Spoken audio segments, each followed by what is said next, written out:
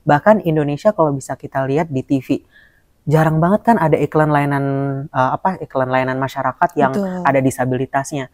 Atau di film kita, di sinetron ada nggak Betul. disabilitasnya? Hampir nggak ada. Dari kecil sebenarnya tough hidup ini gitu ya.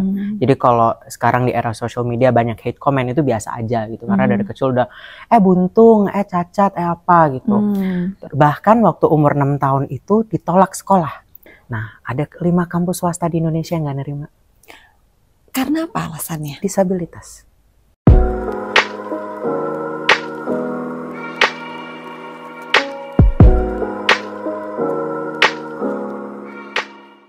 Halo, welcome again to Academic Talks. Kali ini aku kedatangan sahabat disabilitas yang sangat inspiratif yang selama ini belum terrepresentasi di konten-konten aku nih, terutama Academic Talks. Dan tamu aku kali ini membuktikan bahwa keterbatasan tidak menghalangi untuk menggapai cita-cita. Oke, kita langsung kenalan aja. Hai, kenalin aku Umar, aslinya dari Surabaya ya.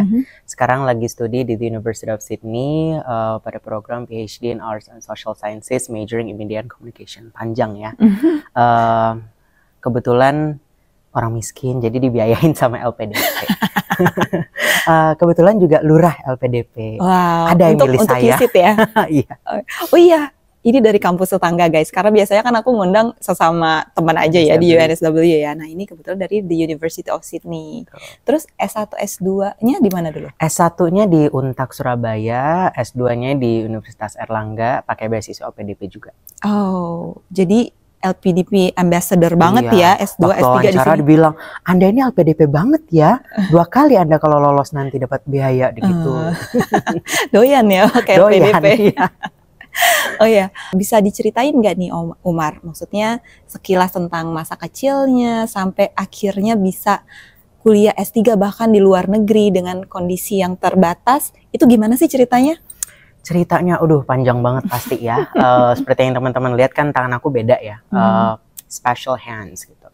Jadi kecilnya, lahir dan besarnya itu di Arab Saudi. Oh. Karena papa mama aku itu dulu TKI, keluarga aku banyak yang TKI. Jadi kalau ditanya, orang tuanya diplomat bukan, TKI. Agak sedih sebenarnya. Jadi sebenarnya mirip-mirip aja loh ya. Tapi seneng sih, maksudnya bisa keluar negeri dengan status yang berbeda ya, mahasiswa ya.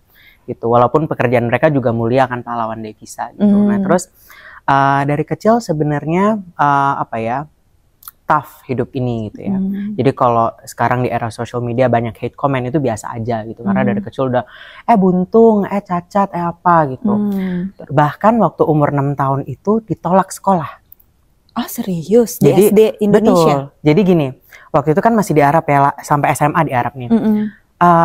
Mama papa aku daftarin ke sekolah Indonesia yang ada di sana, ditolak. Terus mama papaku coba telepon nih ke keluarga di Indonesia, bisa nggak? Nggak bisa. Terus balik lagi ke sekolah Indonesia, jawabannya apa? Kalau sekolah di Indonesia aja nggak bisa nerima, kami juga nggak bisa. Coba ke sekolah internasional. Oh dahsyat. Sekolah internasional juga nggak nerima. Gitu. Akhirnya makanya telat sekolahnya 2 tahun. Gitu. Jadi ya udah sekolah, ternyata ranking kelas, menang banyak lomba pidato 3 bahasa Arab, Inggris, Indonesia. Itu dari SD? Dari SD, SD, SMP, SMA kayak gitu. Terus juga aktif di tari. Gitu. Terus 2015 memutuskan pindah ke Indonesia karena kuliah kan gitu. Jadi kuliah di Untak Surabaya itu salah satu kampus yang nerima. Karena waktu itu SBMPTN udah habis, Mandiri udah habis, terus ya satu-satu yang harapan di swasta. Nah, ada 5 kampus swasta di Indonesia yang nggak nerima. Karena apa alasannya? Disabilitas. Padahal aku udah bilang, saya nggak butuh fasilitas, saya nggak butuh apa-apa. Saya sekolah di sekolah umum. Saya nggak sekolah di SLB, jadi saya bisa gitu. Jadi udah terbiasa emang ya dengan fasilitas yang terbatas ya? Nggak diterima, jadi akhirnya oke, fine. Ya, kuliah di Untak Surabaya ya gitu. Terus ternyata jadi lulusan terbaik. Wow. IPK 3,95. Wow. Kan membuktikan bahwa ya disabilitas tuh bisa loh gitu. Sering ikut kegiatan internasional, sering menang lomba juga, misalnya public relations dan lain-lain kayak gitu. Sebenarnya memotivasi Umar tuh apa sih? Sebenarnya kalau motivasi secara umum pasti karena orang tua ya, mereka udah berusaha sejauh ini gitu. Papa mama aku itu dari kalangan yang apa ya, menengah ke bawah, miskin bisa dibilang. Mereka itu ke Arab Saudi bukan karena pengen deket sama Mekah, bisa umroh, haji tiap tahun, enggak, tapi karena memang ekonomi gitu. Jadi mereka dengan ekonomi yang seperti itu, bahkan nggak lulus SD, tapi mereka bisa membesarkan anaknya. Luar biasa loh. Karena mama aku sih paling kasihan ya, waktu itu orang-orang bilang udah tenggelamin aja anak itu. Karena kalau di Arab Saudi itu kan air itu penampungannya pakai bak ya, udah masukin ke bak aja, ya Allah. Gak usah dibesarin kayak gitu. You're gonna make me cry, enggak? Kayak gitu. Bentuk supportnya tuh seperti apa dari waktu sekolah Pak Umar ini, les-lesin segala macam, dikasih fasilitas apa gimana? Karena mama papa aku dari kalangan menengah bawah, nggak ada les-lesan ya pemirsa. Jadi ya support aja, maksudnya ya di sekolahin aja tuh udah merupakan suatu anugerah loh gitu. Dan tidak mencari sekolah yang inklusif gitu ya? Enggak. Jadi benar-benar apa ya, masa sekolah itu membesarkan dengan resiliensi gitu, gimana kayak setiap kenaikan kelas kan pasti ada murid baru. Mereka pasti kan belum familiar ya ngeliat, ya ampun tangannya nangis. Ejekan itu bahkan sampai SMA loh. Iya sih, anak SMA kan masih belum dewasa juga sih somehow. Ketika pindah ke Indonesia pun, aku mengulangi fase yang sama. Kan dengan orang-orang yang baru. Tapi ketika kuliah mengalami juga nggak? Ketika kuliah ada beberapa pengalaman diskriminasi, kayak misal orang kalau ketemu kan normally salaman ya. Nah ini kita baris nih, semua disalamin, aku dilewatin. Tanpa begini kan masih sopan ya, itu aku nggak paham why. Tapi dari kecil nih emang suka belajar? Dari kecil suka belajar, jadi ada satu history aku itu adalah aku punya skoliosis karena dari kecil tuh aku nggak mau dibantu kalau ngerjain PR. Jadi aku beneran nulis gitu. Jadi makanya sebelah kanan aku sini itu ada skoliosis miring gitu, itu karena suka nulis dari kecil. Kenapa nih mau studi sampai S3, yang mana kan S3 kan udah pusing gitu ya. Udah gitu sampai keluar negeri lagi, yang itu juga jauh dari support system. Betul. Nah ini apa nih alasannya? Banyak alasannya. Kalau yang pertama karena waktu S2 itu pandemi. Aku kayaknya lihat Mbak Sofia nyanyi lagu Indonesia Jaya. Ingat nggak? Mata Garuda. Oh iya. Jadi karena waktu S2 tuh full pandemi. Yang offline tuh cuma wisuda. Kayak itu alasan pertama. Yang kedua karena aku itu suka dengan isu disabilitas. Tapi di Indonesia itu isu disabilitas merupakan satu topik yang sangat kurang dibahas dari sisi media dan komunikasi.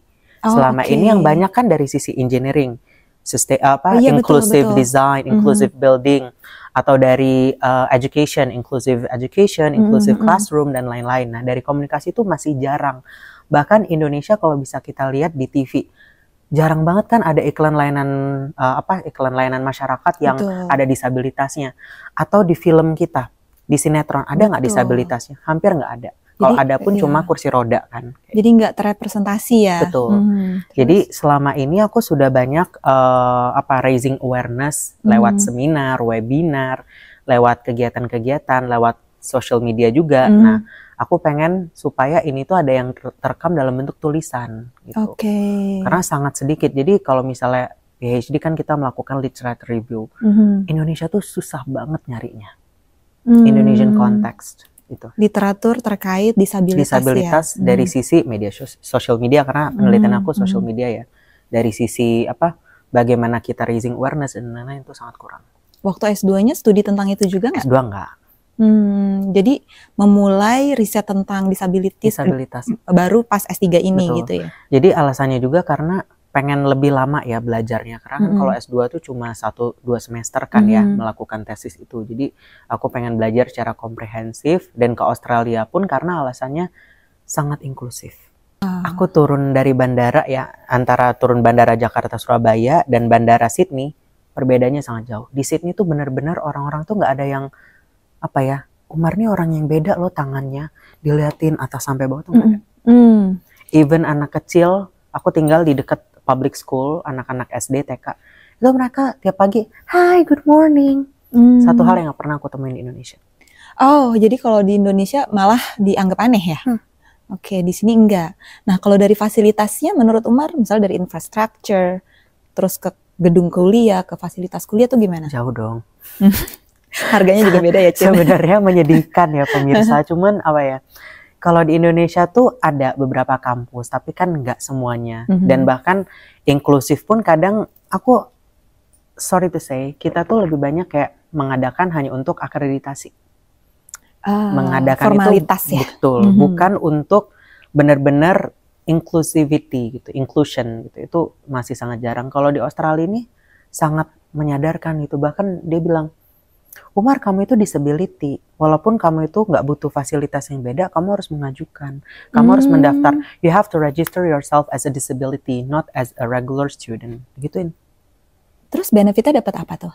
Benefitnya kalau di Sydney, di USyd itu nggak kayak di UNSW ya teman-teman. Jadi di sini itu kan kalian dapat langsung dedicated space kan, dedicated desk. Iya, tapi itu kan bukan buat yang disabilitas aja. Enggak, maksudnya kan kalau kalian langsung dapat. Kalau di kami itu nggak ada. Jadi di fakultasku itu kami baru dapat di third year. Jadi setelah defense di second year itu baru dapat desk itu. Nah, aku dapat dari awal karena bagi mereka supaya lebih aksesibel dan juga lebih nyaman belajarnya kayak gitu. Dan mereka juga kasih kayak karena aku skoliosis kan nggak bisa duduk lama ya. Jadi mereka kasih kayak meja yang adjustable desk yang buat berdiri gitu. Oh, jadi segitu seriusnya ya supportnya ya dari kampus ya. Betul. Nah, bahkan salah satunya locker ya. Jadi kan di situ juga ada locker. Nah, itu sampai ditanya, ini tangan kamu levelnya nyampe nggak? Kurang tinggi atau kurang rendah? Kamu maunya yang di sebelah mana? Mau yang di atas, tengah, atau bawah? Gitu. Dan itu nggak pernah Umar experience the whole life ya? Nggak pernah.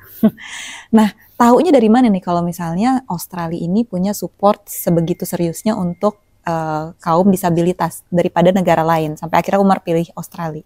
Jadi kalau misalnya jadi pembicara di seminar, webinar kan kita pasti harus cari best practice di negara lain dong. Gitu kan. Nah, kalau di Amerika kan mereka yang initiate UNCRPD, United Nations Convention on the Rights of People with Disabilities gitu. Nah, kalau Australia ini aku lihat secara policy mereka bagus banget, bahkan ada webnya. pwd.com kalau nggak salah lupa, .au. Jadi People with Disabilities. Jadi itu website khusus disabilitas kayak gitu. Nah, itu yang belum ada di Indonesia ya gitu. Terus selain itu kalau Indonesia tuh secara law, secara policy-nya ada, tapi praktisnya sangat kurang. Gitu. Nah, kalau Australia ini sangat berimbang gitu. Jadi nggak formalitas ada di policy aja ya. Kayak BIS contohnya kan. Iya betul. BIS kan dia bisa turun level buat bantu yang orang kursi roda. Itu di Indonesia kan di Surabaya aja hampir nggak ada. Di negara lain pernah dengar nggak yang mana yang bagus juga? Kalau di Saudi Arabia, kan karena aku lahir besarnya di Saudi Arabia 19 tahun ya. Nah itu aku lihatnya jarang sih. Di sini tuh bahkan ada kayak special entrance for disability kan kayak gitu. Bahkan kayaknya kalau untuk konser ya, itu tuh ada sendiri loh dedicated tiket untuk yang disability. Dan ada concession untuk disability. Oh serius? Kayak untuk baru tahu. 50% kalau misalnya kayak museum gitu.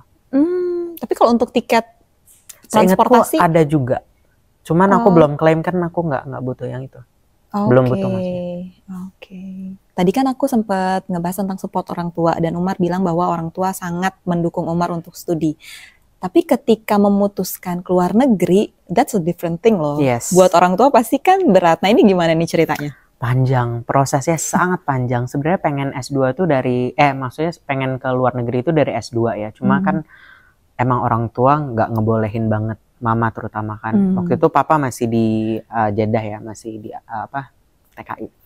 Terus dari S2 nggak boleh, tapi hikmahnya kan ternyata pandemi. Jadi nggak perlu defer studi karena teman-teman kan mulai, aku lulus S2, teman-teman baru mulai gitu. Jadi benefitnya di situ. Untuk S3 ini prosesnya kan udah dari S2 ya, panjang banget. Jadi dari akhir 2022 tuh 2021 udah mulai bilang, "Ma, aku pengen dong S2." Dari Januari keluar negeri gitu. Mamaku nangis. Papaku ya nggak apa-apa, cuma mamaku yang paling itu sih. Jadi baru dapat itu di abis Lebaran bulan April. Baru dibolehin. Ya boleh. Nah, itu mulai persiapan. Bentar banget persiapannya sebenarnya. Jadi Juni itu wisuda, Juni itu juga dapat supervisor. Oh, tapi itu udah ikhlas tuh posisi mamahnya? Ya udah ikhlas. Makanya kan keikhlasan. Kalau mama nggak ikhlas nggak akan dapat. Gitu. Dan itu salah satu world renowned scholar gitu. Yang supervisor Umar sekarang. Dan dia memang topiknya fokus di disabilitas dan media. Oh, itu yang penting. Nice. Terus akhirnya gimana nih bisa melepas Umar? Apa dianterin dulu nih nyampe Sydney? Enggak, sendiri. Oh, Nggak nyangka sebenarnya. keren gitu. banget. Apa ya, mamaku tuh ya beneran nangis. Apa mama mau ikut dulu, aduh ntar ribet lagi kan. Maksudnya satu ribet nangisnya di sini, ribet dari sini ke Indonesianya kan nggak bisa bahasa Inggris juga kan, maksudnya bisa tapi minim kan pastilah ya orang tua kan gitu. Gimana ntar kita yang repot, terus ada telepon dari bandara security, suspicious apa kan serem juga gitu. Tapi sebelumnya pernah keluar negeri nggak Umar? Cuma Arab aja udah itu aja. Yang sendiri gitu belum ya? Kalau sendiri enggak sih, tapi paling kerja kan, karena humas kan, jadi aku sering kayak ditugasin keluar kota, tapi kan deket-deket aja. Oh, sebelumnya dulu kerja apa? Jadi di Untak Surabaya selain mahasiswa, 2018 itu direkrut jadi freelance dulu awalnya. Freelance apa ya? Kalau di sini tuh kayak kontrak kali ya gitu. Terus lulus itu 2018, lulus bulan Maret itu diminta daftar jadi karyawan tetap. Dosen? Karyawan tetap, bukan humas. Kan belum S2. Oh, dan gitu. Terus sampai sekarang masih berafiliasi sama Untak? Tentu tidak. Oh enggak. Kalau sekarang swasta. Oh iya. Sekarang kita pengangguran. Oh sama. Jadi feel free ya kalau saya lulus. Ya saya juga. Oh iya. Iya, saya pengangguran juga sama kita. Oke, jadi afiliasi belum ada nih ya, bahkan baru mau mencari nanti setelah lulus. Nah, boleh nggak cerita sekilas tentang riset S3-nya nih? Boleh banget. Jadi riset aku itu fokusnya ke Instagram ya. Jadi karena aku suka banget sama Instagram dan Indonesia itu merupakan salah satu negara dengan pengguna Instagram tertinggi di dunia. Oh. Ya, jadi topiknya itu terkait dengan aktivisme disabilitas. Nah, aku akan involve, bahasa Indonesia apa sampai lupa, melibatkan aktivis individu seperti Mbak Sofia misalnya, dan juga organisasi disabilitas kayak gitu. Nah, aku pengen lihat nih mereka itu kenapa sih bikin konten terus gitu, karena kan konten yang serius kayak pendidikan disabilitas itu tuh overlooked. Orang Indonesia tuh lebih suka konten-konten nggak jelas, nggak penting, itu viral gitu. Yang menghibur. Betul. Nah, kalaupun disabilitas mau viral, jalurnya apa? Sedih. Oh, menjual drama. Menjual drama atau jalur kesalahan pemerintah. Contohnya kayak alat bantu dengar ASLB ditahan sama bea cukai, viral. Itu baru dapat perhatian dari masyarakat. Nah, aku pengen lihat nih bagaimana mereka itu bisa sustain bikin konten gak capek. Bikin konten begini. Apa sih impact-nya sebenarnya gitu. Karena bikin konten belum tentu banyak yang nonton. Betul. Konsistensi itu yang pengen aku lihat sih. Terus impact-nya. Impact untuk diri mereka sendiri itu apa? Dengan kamu bikin konten tuh kamu ngerasa apa sih? Apakah kamu ngerasa terrepresentasikan? Atau kamu itu merasa malah makin empowering others? Gitu. Karena kan kalau misal bicara empower, bicara impact, ada satu impact tuh intangible, itu nggak bisa kita lihat. Kalau komen bisa kita lihat, tapi yang nggak bisa kita lihat tuh DM. Iya, betul. Apakah mereka berinteraksi dengan disabilitas atau orang tua lainnya kayak gitu. Karena kenapa aku akhirnya involve individu dan organisasi, karena aku pernah wawancara dengan satu organisasi disabilitas yang itu isinya ibu-ibu anak berkebutuhan khusus. Nah, ternyata bagi mereka itu konten tuh nggak sekedar konten aja, walaupun tapi yang like sepi, tapi yang DM tuh rame. Oh. Banyak orang tua itu yang juga, Bu, saya minta cara dong, saya minta rekomendasi dokter untuk anak saya atau gimana. Dan itu justru yang lebih powerful ya? Lebih powerful. Dibandingkan komen atau likes gitu? Betul, bukan sekedar yang terlihat aja gitu. Oke. Nah, Umar sendiri aktivis juga nih? Bisa dibilang aktivis. Jadi kalau aku pribadi itu hampir jarang ya nge-share story tentang disabilitas, tapi aku berusaha di setiap konten aku itu ada bahas tentang disabilitas. Jadi kayak misalnya aku dapat meja yang bisa adjustable itu, aku share ceritanya gitu. Terus misal aku ikutan seminar tentang disabilitas, sesuatu yang nggak pernah aku lihat di Indonesia, aku share kayak gitu sih. Nah, selama perjalanan S3 nih, udah baru masuk kedua. Tahun kedua, ikut kegiatan apa aja di sini? Kalau di sini itu aku jujur seneng banget sih. Satu hal yang gak aku sesali adalah networkingnya gitu. Jadi supervisor aku itu benar-benar menghubungkan dengan banyak orang gitu ya. Jadi mereka kalau misalnya yang lead supervisor aku ini baru ya, beliau itu ahlinya di metodologi, jadi beneran mengarahkan bagaimana sih membuat research yang impactful gitu. Kalau yang supervisor kedua itu namanya Prof. Jen, beliau itu director di Sydney Disability Research and Policy gitu. Nah, jadi beliau tuh benar-benar connect aku dengan mahasiswa lainnya yang riset disabilitas. Jadi ikutan seminarnya, simposium. Jadi bertukar pikiran. Harusnya kayak gimana sih? Kan aku bawa perspektif Indonesia. Kalau perspektif negara mereka ada Philippines, ada US, ada Kamboja dan lain-lain. Itu gimana? Kayak gitu. Itu penting banget kan. Gitu. Terus kalau yang terakhir yang itu sebenarnya beliau ini adalah lead supervisor aku. Tapi beliau pindah ke WSU, jadi beliau jadi eksternal, namanya Profesor Jared. Itu beliau juga banyak connect aku dengan ahli-ahlinya gitu. Jadi kayak kemarin aku ikutan international conference presentasi, dan di saat yang sama aku ketemu sama profesor yang aku tolak. Kamu tolak? Maksudnya gimana nih? Jadi aku daftar ke 2 kampus, ke Curtin sama USyd. Supervisor ya maksudnya. Terus dua-duanya balas dengan respon positif. Tapi si Curtin ini minta interview dulu. Nah, si Prof. Jared ini langsung nerima. Beda seminggu doang. Terus akhirnya aku tolak. Sombong banget ya. Nolaknya kenapa nih?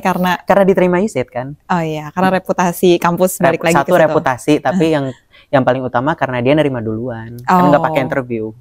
Oh gitu. Jadi emang dasarnya hobi untuk networking, terus didukung juga sama ketiga supervisornya. Wah, mantep nih. Ini target berikutnya apa nih untuk di PhD? Apa mau ikut lomba something atau mau apa? Targetnya selesain dulu jadi lurah ya. Oh iya, capek ya jadi lurah ya? Enggak, baru sih. Ya seneng sih gitu ya.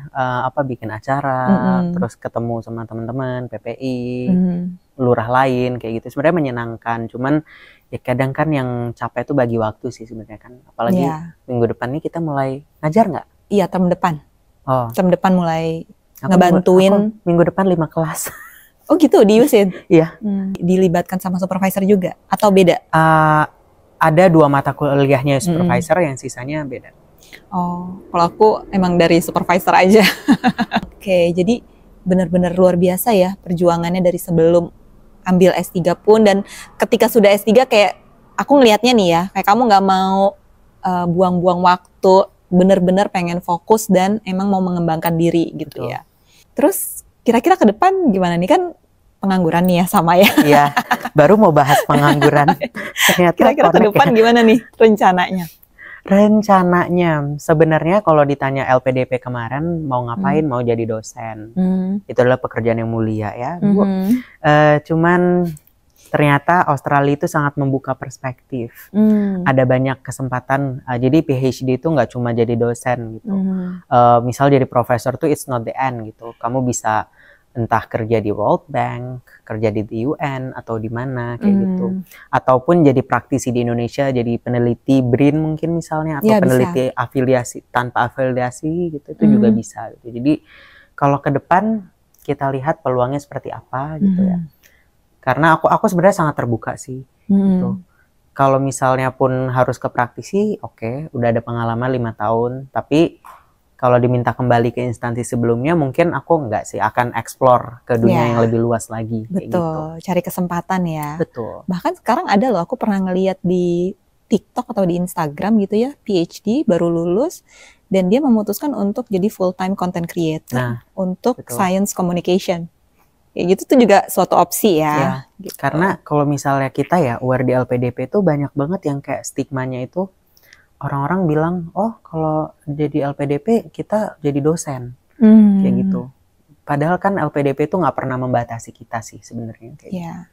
Nah, tantangannya studi abroad ini apa aja nih? Udah dijalankan selama 1 tahunan. Tantangan, kalau dari sisi disabilitas pastinya ya karena dari kecil dibantu gitu ya, jadi kayak agak, ya ampun aku harus melakukan semuanya sendiri ya. Masak gitu-gitu sendiri ya. Cuci baju, cuci piring, ngepel, nyapu itu something yang aku hampir jarang lakukan di Indonesia. Kalau masak aku suka ya, cuman kalau yang lain tuh kayak aduh melelahkan. Cuci baju itu kan ada mesin. Ada, cuma kan ya begitulah. Jadi jemur yang kadang aku males. antri sih yang males itu. Oh iya. Ya iya. kan, antri sama housemate yang lain. Terus kalau tantangan lain? Kalau tantangan lain mungkin karena kita Indonesia mungkin ya dibesarkan dengan American accent. Jadi ketika ke Australia, betul. Allahu Akbar, ini ngomong apa? Aku bahkan di progress report LPDP pertamaku itu, aku nulis my barrier is language because I cannot understand what they said. Terus supervisor aku minta maaf. Terus supervisormu Australian? Australian semua, tiga-tiganya, beruntung bukan. Oh, kalau aku satu American, yang satu dia itu dari Belanda. Yang Belanda awalnya agak bingung juga bingung, gitu, cuman yang American wah enak banget gitu. Akhirnya mereka kayak slow down the pace. Karena kan mereka kalau ngomong tuh cepet, terus di akhir kalimat tuh ada tone down-nya gitu. Dia ngomong apa? Jadi lebih ke situ ya. Sampai aku rekam kan aku tiap meeting pasti aku rekam. Terus pas aku ngajuin yang progress report minta tanda tangan itu, mereka kaget kan. Terus mereka bilang, it's a progress, don't write that down. Terus, what can we help? Aku cerita, honestly I cannot understand every time you talk. Kasian banget dia. Ya nggak apa-apa kan kita jujur ya. Iya betul, ya nggak apa-apa juga sih. Dan di sini kan profesornya terbuka ya. Terbuka. Nggak yang kayak persinggungan atau gimana gitu. Nah kan Umar nih udah aktif nih di Instagram. Followersnya juga banyak loh guys. Nanti aku taruh sini ya. Maksudnya pernah ada nggak sih yang DM yang merasa senasib sama Umar? Banyak. Oh gitu, gimana tuh ceritanya? Ya every time aku share tentang keseharian, misalnya selama PhD itu ya, aduh aku begini, aduh aku begitu, tuh pasti ada yang cerita. Gitu. Terus kayak minggu lalu aku share tentang profil aku buat tutor ya, buat jadi pengajar di sini. Terus itu aku tulis tentang disabilitas dan lain-lain. Terus ada beberapa yang DM gitu. Kak, terima kasih sudah memotivasi aku, kayak gitu. Itu kan, aduh, melts my heart. Iyalah, itu pasti kamu ada fulfillment juga di situ kan. Iya. Walaupun sebenarnya aku itu ya, orang-orang, kamu content creator, kamu influencer, followersnya segini. Aku gak pernah kayak pemalas. Aku bukan Mbak Sofia yang rajin membuat konten. Aku sangat pemalas kayak gitu. Jadi kalau bilang content creator, no, I'm not. Males banget. Ya tapi udah lumayan loh, males-malesan aja 7.000 gitu followersnya. Tapi kan means punya banyak teman, punya banyak support system, orang yang sayang kayak gitu. Kayak seneng aja kalau misal kayak kemarin aku conference terus banyak banget yang komen. Itu something that really boost my spirit gitu. Jadi kayak PhD ini kan kita naik turun ya, aduh aku lulus nggak ya, aduh selesai nggak ya, aduh banyak aduhnya gitu. Cuman kan kalau ada yang nyemangatin tuh kayak, oh bisa kok sebenarnya gitu. Iya, betul. Nah selain aktif di bidang akademik ya, ngajar, belajar S3 dan segala macam, yang non akademik dilakuin juga nggak di sini? Yang non akademik kan tadi ya, kalau yang formal di LPDP USIT sama di Indra. Oh iya, Indra. Aku jadi ketua tim media dan komunikasinya, kayak gitu. Terus kalau di bidang lainnya, aku suka banget sama budaya ya, gitu. Jadi kayak dari mulai sekolah sebenarnya dari SMP tuh aku udah mulai nari gitu. Dan ngajarin teman-teman junior adik kelas buat nari. Terus kami tampil di kegiatan sekolah, di kegiatan diplomatik kayak gitu. Nari tradisional? Tradisional. Terus sampai kuliah pun di semester 3 ya, jadi koreografer tari tradisional juga di kampus kayak gitu. Bahkan sampai di pekerjaan pun, karena instansiku sebelumnya itu adalah brandingnya kampus merah putih yang nasionalis. Jadi mereka itu kayak misal ada ospek, mereka akan menampilkan anak-anak yang mewakili fakultas itu pakai baju daerah. Nah itu aku PIC-nya. Terus di sini dilakukan lagi? Di sini dilakukan lagi, kayak misalnya aku lupa bulan apa, itu bulan April. Itu kami dapat grant dari Sydney University Postgraduate Association gitu, SUPRA namanya, dapat grant untuk mengadakan workshop tari tradisional. Waktu itu ngadain workshop tari Sumatera, jadi ada tari saman, tari randai, terus sama main alat musik tradisional. Wow, Jadi itu kegiatannya memang kamu yang menginisiasi? Yang inisiasi, iya. Oh. Jadi kami daftar, terus ternyata lolos. Nanti tampilnya di mana itu? Cuma workshop aja sejauh ini. Gitu. Nah terus ini kami lagi daftar lagi untuk tarian yang lain. Untuk yang term ini, bulan Agustus gitu. Terus sama nanti 17-an, sebenarnya rencananya itu kan mau tampil tari tradisional. Cuman teman-teman kayak pada malu-malu ya. Tapi kita lihat nanti.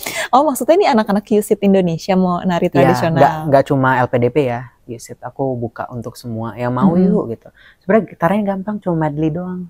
Cuman kan kalau mereka malu-malu ya percuma juga. Harus muka tembok ya.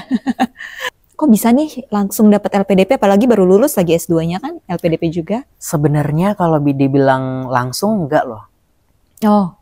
Ada jeda kuliahnya pun aku lulus Juni 25 Juni 2023, lanjut 2022, lanjut S3-nya kan Juli 2023 tahun lalu gitu. Nah, ada setahun sebenarnya jeda untuk kuliahnya, tapi kalau untuk LPDP-nya itu kebetulan bisa dibilang hoki sih sebenarnya. Cuman kan emang ini bukan tips kali ya. Maksud aku LPDP itu melihat orang yang punya pengalaman. Punya pengalaman kerja. Kalau S3 mungkin punya pengalaman nulis, itu kan penting ya. Terus punya linearitas antara misalnya riset yang dia ambil dengan pengalaman masa lalu. Nah, aku punya itu semua kan. Pengalaman kerja 5 tahun di bidang kehumasan. Di 2020 bahkan menang Icon PR Indonesia. Terus aku waktu itu wawancaranya November. Nah, Oktober itu aku dapat penghargaan dari yayasan kampus aku itu sebagai pemuda inspirator dari Untak Surabaya. Dari Untak. Nah, kayak gitu. Nah, jadi itu udah background yang menurut aku sangat sangat membantu aku untuk lolos gitu. Lalu linearitas antara bukan pekerjaan, riset dengan kegiatan gitu. Nah, aku kan memang sangat suka dengan isu disabilitas, terlibat langsung, jadi pembicara kayak gitu. Nah, itu yang membantu aku. Dan didukung dengan supervisor aku yang mereka memang ahli di bidang disabilitas dan media komunikasi kayak gitu. Lalu juga LPDP itu bilang gini, apa sih yang meyakinkan kami itu untuk mengambil kamu gitu? Apa backgroundnya kayak gitu? Kenapa gitu? Ya karena akhirnya mereka sadar bahwa disabilitas tuh nggak banyak gitu. Ya aku bilang dong, mengempower. Gitu. Dulu ngelamarnya untuk LPDP yang buat disabilitas? LPDP disabilitas. Oh, oke. Dan emang nggak banyak saingannya? Kalau LPDP itu kan sistemnya bukan saingan ya sebenarnya. LPDP itu ya kalau kita lolos, kalau kita layak ya kita lolos sebenarnya. Betul. Terus, dan banyak nggak yang sama kayak Umar waktu itu apply? Kalau yang S3 disabilitas aku kurang tahu ya. Cuman kalau yang S3 lainnya ada banyak sih. Cuman emang mereka banyak kan dosen sih kayak gitu. Oke. Nah, apa nih pesan dari Umar untuk teman-teman disabilitas atau orang tua yang punya anak disabilitas kalau ingin mengikuti jejak Umar, studi lanjut bahkan ke luar negeri? Jangan mengikuti jejakku. Enggak, maksudnya kita kan ya manusia biasa lah ya gitu. Cuman kalau untuk orang tua sih ya terutama gitu, bahwa anak disabilitas tuh nggak artinya mereka tuh nggak bisa ataupun mereka berbeda gitu. Mereka tuh sebenarnya punya potensi, tapi tergantung bagaimana orang tua itu mengeluarkan anak-anaknya dari zona nyaman. Ibarat kayak anak burung, dia bisa terbang kalau orang tuanya ngajarin. Nah, itu juga berlaku untuk disabilitas gitu. Nah, mungkin kalau papa mama aku nggak berusaha menyekolahkan gitu, nah mungkin aku nggak akan ada di posisi ini gitu. Terus kalau untuk teman-teman disabilitas ya gitu, jangan pernah kayak memandang aduh tangan aku beda atau mungkin fisik mental aku berbeda gitu. Aku beda, aku nggak bisa gitu. Faktanya bisa gitu. Semua tuh bisa kalau misalnya kita mau berusaha. Kita contoh lah, banyak tokoh-tokoh disabilitas, ada Surya Sahetapi, ada Angki Yudhistia, mereka bisa. Karena apa? Karena mereka mau mencoba gitu. Nah, jadi hal paling utama itu adalah mencoba, berusaha. Kalaupun kita gagal, nggak masalah. Aku gagal di SNMPTN, SBMPTN mandiri, tapi akhirnya aku bisa di sini itu kuliah S3 yang biayanya miliaran rupiah. Iya, ya kan? Betul. Bahkan sekarang udah terbuka ya kesempatannya. Terbuka. Dari pemerintah sendiri membuat suatu skema khusus beasiswa untuk disabilitas, maupun kayaknya kalau dari luar negeri malah lebih banyak lagi nggak sih? Betul. Jadi teman-teman bisa coba ke luar negeri mungkin ya. Karena luar negeri itu sangat-sangat inklusif. Kayak minggu lalu aku ketemu sama Bu Dewi dan anaknya Morgan. Morgan ini Down syndrome. Nah, mereka amazed dengan Australia, dengan adanya concession, dengan fasilitasnya. Dan misalnya kayak orang naik kursi roda bisa duduk di bis. Itu kan di Indonesia belum ada. Jadi ayo keluar dari zona nyaman. Wow, inspiratif banget. Terima kasih nih untuk datang. Dan kalau misalnya ada teman-teman yang mau kontak Umar, kira-kira bisa kontak kemana nih? Boleh di DM Instagram @umarsharoni. Ya, nanti aku taruh sini ya. Oke Umar, makasih banyak udah mau datang jauh-jauh dari USIT ke UNSW. Semoga lancar studinya, karirnya juga ke depan. Terima kasih juga buat teman-teman yang udah nonton. Don't forget to subscribe, like, comment, and share. Bye-bye. Bye-bye.